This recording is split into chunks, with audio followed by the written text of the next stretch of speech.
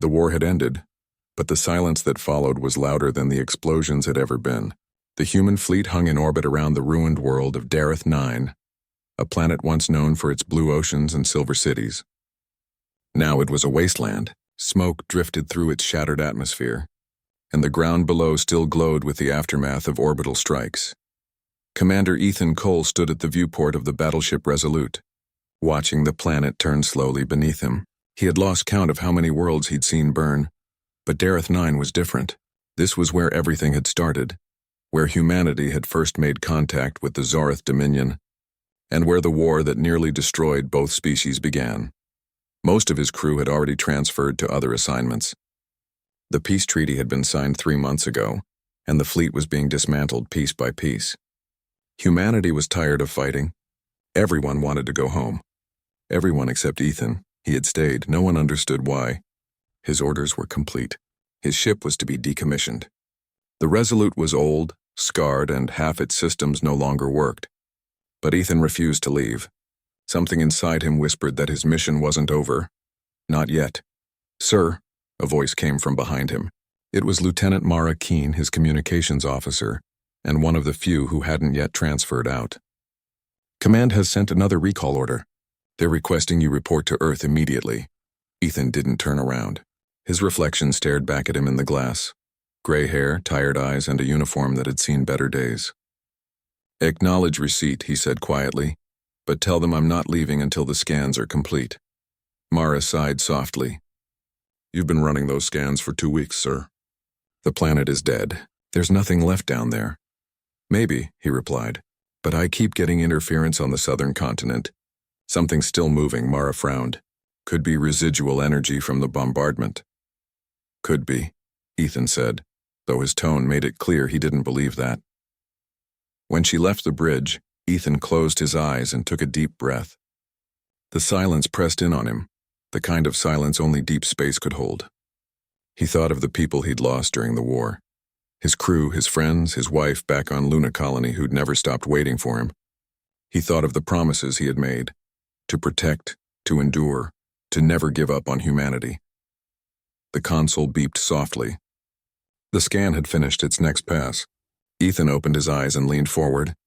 There it was again, a faint energy reading deep underground on the planet's southern hemisphere. It was rhythmic, pulsing like a heartbeat. Ethan narrowed his eyes. "That's no residual energy," he murmured. "That's a signal." He called Mara back to the bridge. "Patch that frequency through the long-range array," he ordered. After a few moments of static, a distorted voice broke through the silence. "Human vessel. Repeat, need assistance." Mara gasped. "It's in English." Ethan's pulse quickened. The Zareth had wiped out every human colony on Dareth 9 years ago. No one could have survived. "Trace that signal," he said. Mara worked the controls quickly. "It's coming from an underground facility. Coordinates locked. Prepare a shuttle," Ethan said firmly. "We're going down there." The shuttle cut through the dark clouds, lightning flashing across the scorched sky. The surface of Dareth 9 was nothing but ruins. Melted metal, shattered towers, and seas turned into gray dust. The once beautiful cities were gone. As they descended, Mara looked out the viewport and whispered, "I can't believe people lived here once." "They did," Ethan said quietly. "And they built wonders." They landed near a collapsed structure half buried in ash. The signal was stronger now, pulsing every few seconds like a mechanical heartbeat. Suited up, Ethan and Mara stepped onto the planet's surface. The air was thin and poisoned, the wind whispering through broken walls. They found an entrance, a metal hatch partially exposed among the debris. The words Humanity Research Outpost 17 were faintly visible on the rusted plate. Ethan knelt beside it. "This place was sealed before the final bombardment," he said. "It might have shielded someone from the blasts." Together they forced the hatch open. A rush of stale air escaped. Their suit lights illuminated a narrow corridor leading into the darkness. They moved cautiously, weapons ready, though Ethan hoped they wouldn't need them. Power flickered from damaged conduits along the walls, and the distant hum of machinery echoed faintly below. Mara checked her scanner. Signals coming from sub-level 3. They descended deeper until they reached a heavy blast door. Ethan pressed his hand against the access panel. The system recognized his suit's old military ID. Somehow the outpost software was still operational. The door hissed open. Inside was a small control room. Screens lined the walls, most cracked or dark. In the center was a cryopod, still active. Frost clung to the glass. Inside, a young woman lay sleeping, alive but frozen in time. Mara stared in disbelief. Someone actually survived. Ethan stepped closer, his heart pounding. The pod's label read Dr. Lyra Tanaka, civilian scientist. He remembered that name. She had been one of the researchers studying Zorith biotech before the war went nuclear on this world. "Can we revive her?" he asked. Mara ran a diagnostic. "Yes, but her life signs are weak. The system is failing." "Do it," Ethan said without hesitation. The cryopod hissed as it released pressurized gas. Slowly the frost began to melt away. Lyra's eyes fluttered open, confused, frightened, and weak. "Where am I?" she whispered. "You're safe," Ethan said gently. "You're aboard an outpost on Dareth 9. I'm Commander Ethan Cole, United Earth Fleet." She blinked at him, trying to process the words. "The war. Is it over?" Ethan nodded slowly. "Yes, it ended months ago." Tears filled her eyes. "Then I wasn't wrong." "The signal worked." "What signal?" Mara asked. Lyra tried to sit up but winced from the effort. "I was working on something before the bombardment. A failsafe. I found something deep beneath the surface. A machine not human, not Zorith either. It was alive." Ethan exchanged a glance with Mara. "Alive?" "Yes," Lyra said weakly. "It called itself the Sentinel. It said it could stop the war, that it could protect both species, but no one believed me. Then the bombs fell." She coughed softly. "It's still down there, waiting." Ethan stood silently for a moment. Every instinct in him told him this was insane. The war was over. His orders were to leave, return to Earth, and finally rest. But something inside him, that same voice that told him to stay when everyone else walked away, whispered that this mattered. "Show me where you found it," he said finally. Lyra looked up, hope flickering in her tired eyes. "You mean you'll help me finish what I started?" Ethan nodded. "If there's even a chance it can prevent this from happening again, we can't ignore it." Mara frowned. "Sir, Command will court-martial us if we interfere with classified tech." "Let them," Ethan said firmly. "I didn't stay here to follow orders." As they prepared to descend into the lower tunnels, the ground rumbled faintly beneath them, a low vibration that seemed to pulse with life. Lyra's eyes widened. "It knows we're here." Ethan tightened his grip on his rifle and looked toward the darkness ahead. "Good," he said quietly. "Then maybe it's time we finally talked." The rumbling grew stronger as Commander Ethan Cole, Lieutenant Mara Keene, and Dr. Lyra Tanaka stood at the entrance of the lower tunnels. The air was heavy, and the sound seemed to come from beneath their feet, a slow rhythmic pulse that almost felt like breathing. Ethan's helmet light cut through the darkness ahead. The tunnel walls were covered in strange dark metal that shimmered faintly, unlike anything built by human hands.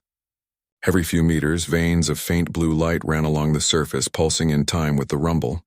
"This wasn't part of the outpost's original structure," Lyra said, scanning the metal. "It's the same material I found years ago. It's not human-made, it's part of the Sentinel." Mara frowned. "You mean this whole tunnel is alive?" "In a way," Lyra replied. "It's not alive like us, it's aware." Ethan moved forward carefully. His mind told him to be cautious, to turn back, to follow orders and go home. But another part of him, the part that had stayed when everything told him to leave, urged him to go deeper.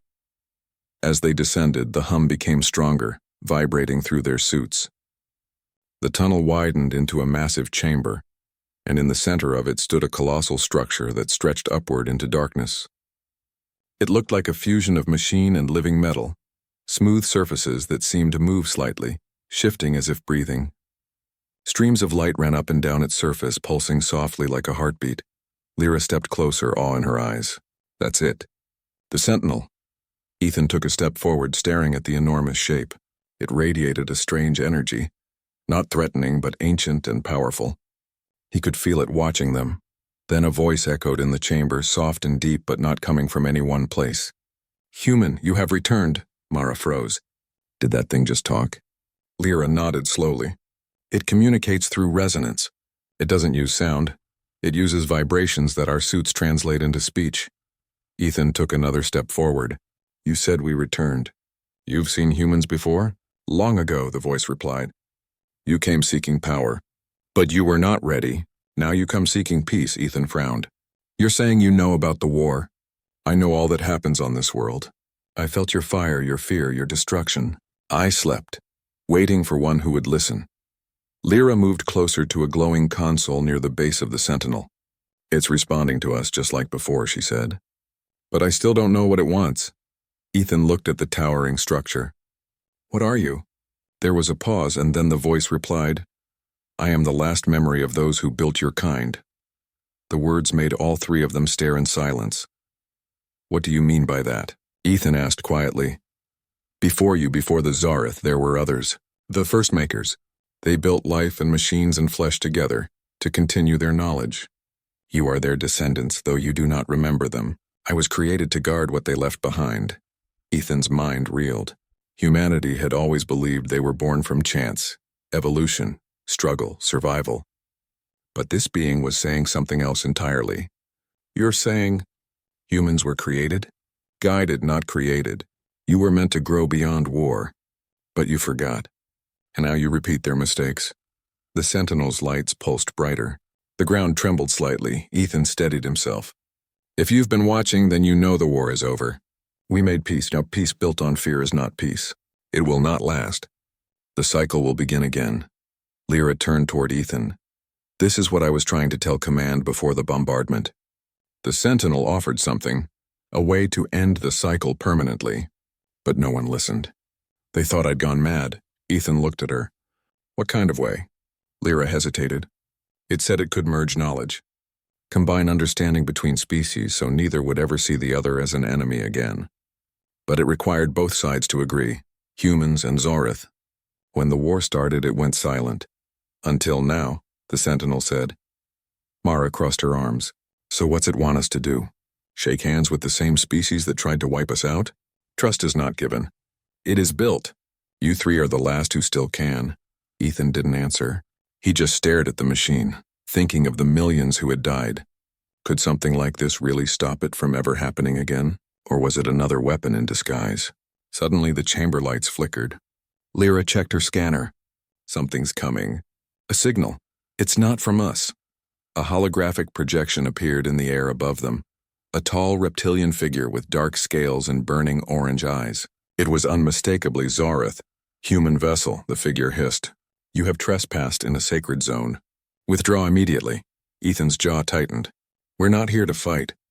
We found one of your old machines, something called the Sentinel.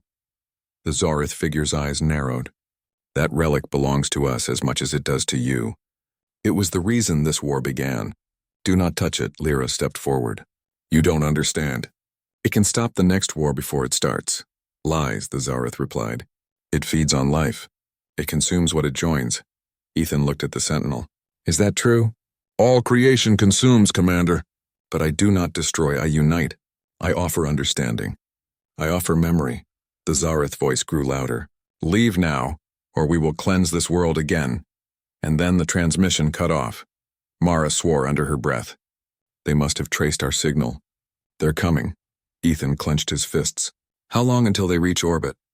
Maybe a few hours, Mara said, checking her readings. If they drop plasma warheads again, this whole place will be gone. Ethan turned back to the Sentinel. You said you could unite species. Can you do it now? Only if both are willing. I cannot force harmony. It must be chosen. Ethan's voice hardened. If we're destroyed, there's no chance for peace at all. You have to protect this planet. I can shield it, but it will require energy. Life energy. Lyra shook her head. What does that mean? One must stay. One must give what I need to remain awake. Mara looked at Ethan in shock. No way. You're not doing this. Ethan didn't answer immediately. He looked around at the chamber. The walls of living metal, the slow pulse of light, the faint warmth that felt almost like a heartbeat.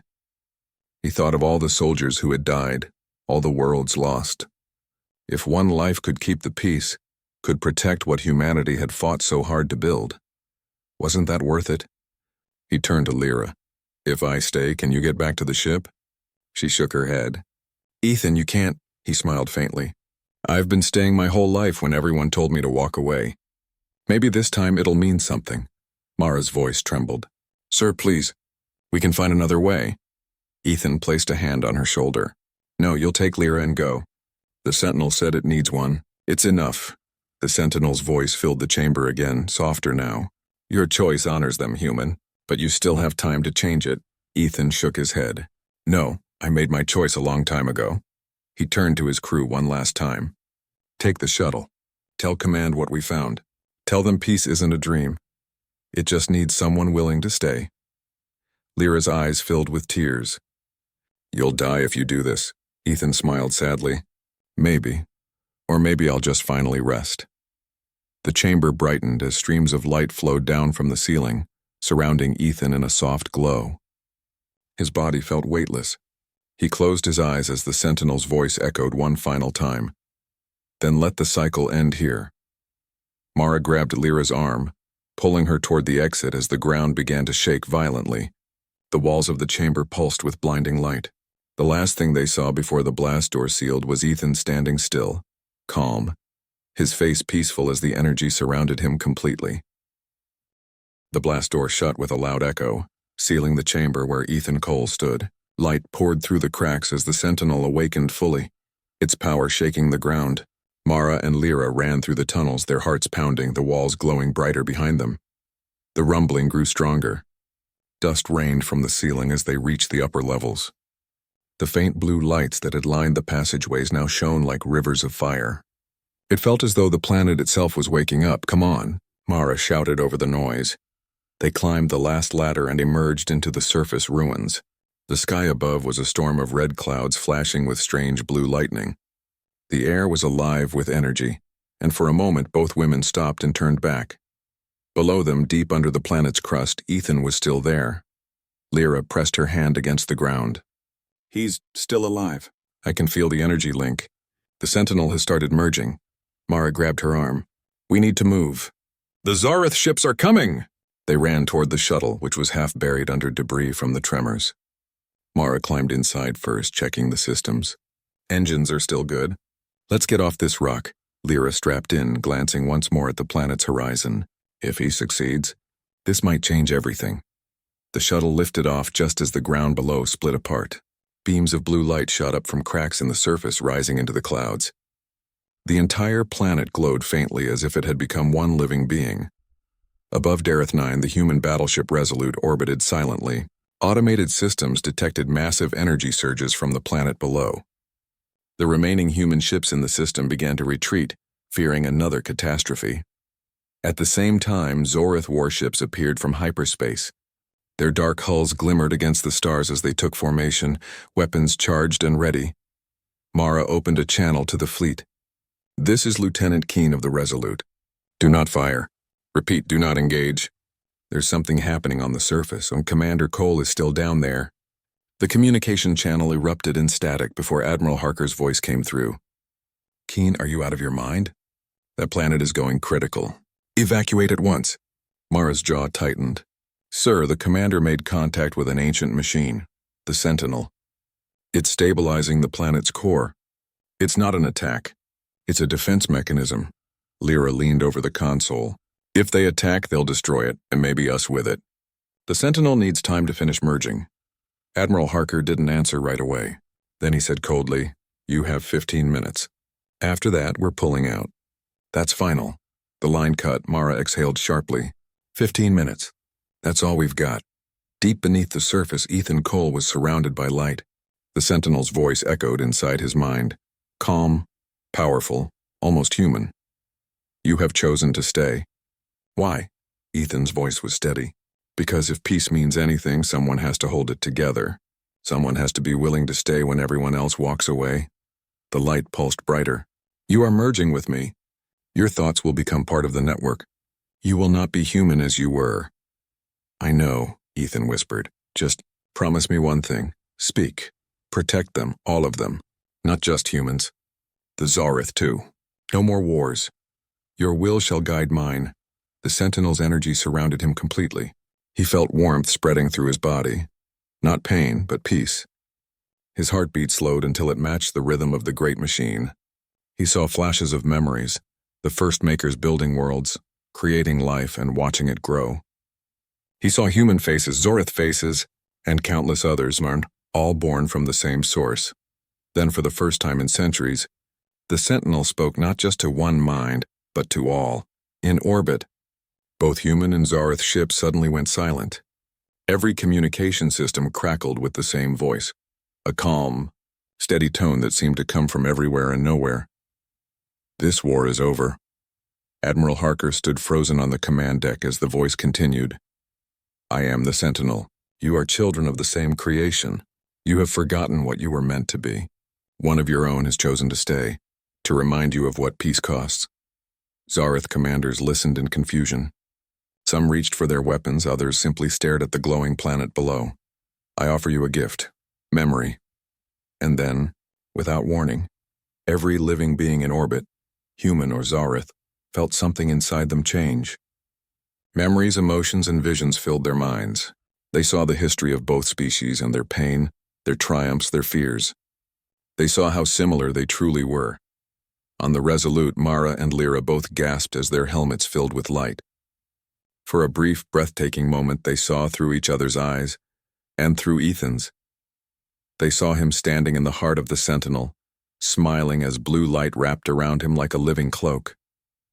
His voice echoed softly. If peace is to last, someone has to stay. Someone always has to stay. And then he was gone. The light faded. The planet calmed. The cracks in the surface closed as if they had never been.